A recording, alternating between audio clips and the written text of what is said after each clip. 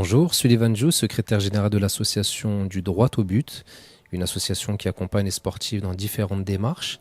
Nous avons initié une campagne de lutte contre le harcèlement dans le sport, avec notamment la réalisation d'interviews avec Madame la ministre, Madame Maracineanu, d'autres sportifs, des anciens footballeurs, des entraîneurs, des personnes du syndicat aussi, des footballeurs professionnels. C'est à ce titre aujourd'hui qu'on se rencontre. Je vais te laisser le soin de te présenter à nos téléspectateurs dans un premier temps, s'il te plaît. Bonjour, donc je m'appelle Camille Delzan, je suis conseillère à la présidence de l'UNFP, donc l'Union nationale des footballeurs professionnels. Je suis aussi secrétaire générale de la FNAS, qui est la Fédération nationale des associations et syndicats de sportifs. Et puis je suis membre du board de EU Athlètes, qui est le syndicat européen des athlètes de toutes les disciplines. Merci Camille, je crois savoir que tu es juriste aussi. Tout à fait, je suis avocate de formation et donc je suis plus spécialement concentrée sur les sujets juridiques. Ouais. D'accord, très bien, ça fait pas mal de casquettes, félicitations à toi. Je voulais savoir dans un premier temps, quel serait ton constat concernant le harcèlement dans le monde du sport, s'il te plaît? Alors c'est vrai que quand on parle de harcèlement, en fait on a un peu tendance à se concentrer sur la dimension harcèlement sexuel. C'est une dimension qui a pris pas mal de place médiatiquement ces derniers temps, mais on oublie que en fait le harcèlement c'est bien plus large que ça, y compris dans la définition des textes et des lois applicables aujourd'hui. Donc clairement, c'est une dimension qu'on sous-estime, je pense, et c'est un sujet sur lequel il faut qu'on se penche tous de manière collective, de façon beaucoup plus intense, et qu'on accepte de regarder cette réalité en face et de reconnaître qu'il y a vraiment une présence massive de situations de harcèlement dans le sport, y compris dans le sport professionnel. D'accord. Et aujourd'hui, toi qui es avocate de formation, juriste et qui côtoie de nombreuses institutions, on va dire, spécialisées plutôt dans la protection des sportifs, quelles sont les mesures existantes en cas de harcèlement avéré ? Alors, il y a plusieurs types de mesures. D'abord, il y a tous les sujets de sensibilisation et de prévention qui relèvent de la casquette plutôt traditionnelle d'un syndicat, on va dire. Il y a un vrai objectif d'accompagnement et de reconnaissance aux signes de ce que peut être un harcèlement. Ensuite, il existe d'autres types de mesures qui sont plus liées cette fois à l'accompagnement juridique qu'un syndicat peut proposer à une personne victime ou en situation de harcèlement. Et puis tout l'arsenal juridique lié à la partie répressive à l'encontre des personnes coupables ou présumées coupables de situations de harcèlement.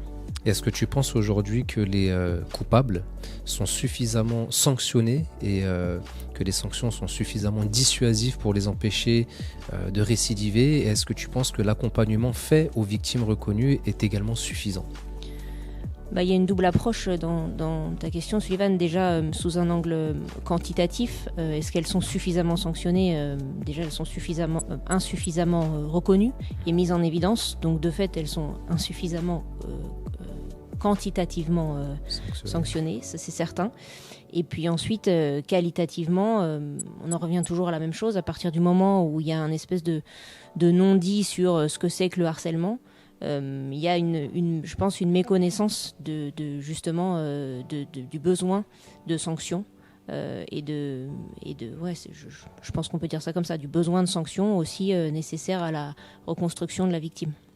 Alors, ton constat, il est spécifique au football ou est-ce qu'il s'étend aussi aux autres disciplines sportives, toi qui côtoies d'autres mondes sportifs? Pour l'instant, je dirais qu'il est plus concentré sur une dimension football, puisque le football, c'est un avantage ou un inconvénient, on le voit comme on veut, mais c'est le sport qui est le plus médiatisé aujourd'hui et c'est celui sur lequel on aura plus d'exemples. Donc je ne peux pas tirer de généralité en disant, en comparant des chiffres avec ce qui se passe dans d'autres disciplines, puisque j'en ai pas. Mais le fait est qu'en général, ce qui arrive dans le football, de bien comme de moins bien, ça finit par se produire dans les autres disciplines. Donc on peut supposer que malheureusement le constat qu'on fait dans le football professionnel aujourd'hui, il est probablement duplicable dans les autres disciplines. Et quelles seraient aujourd'hui tes préconisations pour renforcer et améliorer cette lutte contre le harcèlement ? Je pense déjà qu'il faut accentuer encore davantage le sujet de la reconnaissance, de la sensibilisation auprès des sportifs eux-mêmes.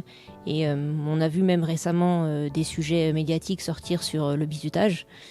Jusqu'à quel point est-ce que le bizutage, ça rentre dans la vie d'un collectif ou ça relève du harcèlement? C'est une vraie question. Et ce curseur, je pense qu'il faut le placer à un endroit qui est plus juste aujourd'hui. Et ça passe par une sensibilisation des principaux concernés dans un premier temps. Et pour conclure, quel serait aujourd'hui ton constat sur la relation entre les syndicats qui sont en charge de la défense de la profession et les différentes instances qu'il peut exister et qui sont garantes, on va dire, de la protection des droits et de la dignité des sportifs et des sportives dans le milieu dans lequel ils exercent? Cette relation, elle existe historiquement, depuis toujours, sur un certain nombre de sujets de prévention. Mais clairement pas encore sur le sujet du harcèlement. Donc c'est quelque chose sur lequel il faut qu'on travaille tous ensemble, parce que c'est notre part du job à nous en tant que syndicat, évidemment. Mais ce travail, il se fait tous ensemble. On ne peut pas, de notre propre initiative, réussir à emmener tout le monde derrière nous si on n'a pas ce soutien et cette adhésion massive à cette vision-là. C'est aussi le but de notre association, de pouvoir aussi, on va dire que nous on a un historique spécialisé aussi dans le harcèlement dans le monde du travail en général, aujourd'hui dans le monde du sport, et c'est pour ça aussi qu'on est à vos côtés, que vous êtes aussi à nos côtés dans cette lutte, parce que comme je le disais lors de d'autres interviews, c'est aussi en mutualisant nos compétences que nous parviendrons à nous faire entendre pour améliorer le cadre de la protection de la dignité des sportives et des sportifs de haut niveau, mais également dans le monde amateur, parce que nous avons aussi un gros chantier sur le monde amateur, parce que comme nous le disons régulièrement, tous les professionnels passent par le monde amateur, mais tous les amateurs ne deviennent pas forcément professionnels. Et je veux dire, la masse que représente le monde amateur est énorme comparativement au monde professionnel, et il est important de pouvoir sensibiliser dès le plus jeune âge aux risques auxquels seront peut-être exposés les adultes de demain. Et donc c'est en ce sens que nous apprécions énormément la collaboration qui peut exister entre nos différentes organisations. Nous vous en remercions et je te remercie pour ton témoignage aujourd'hui. Nous sommes aujourd'hui associés vers un même but, comme je le dis régulièrement, pour reprendre notre slogan associatif, celui de la dignité des sportifs et des sportives. Pour conclure, je vais te laisser le mot de la fin et je te remercie encore pour ton témoignage. Merci à toi Sullivan, et puis merci à l'association et toute l'équipe qui est derrière vous, parce que c'est vrai que votre engagement au quotidien est précieux et il nous aide et il nous aidera aussi à l'avenir à nous mobiliser tous davantage. Merci beaucoup Camille, à bientôt pour la suite du combat.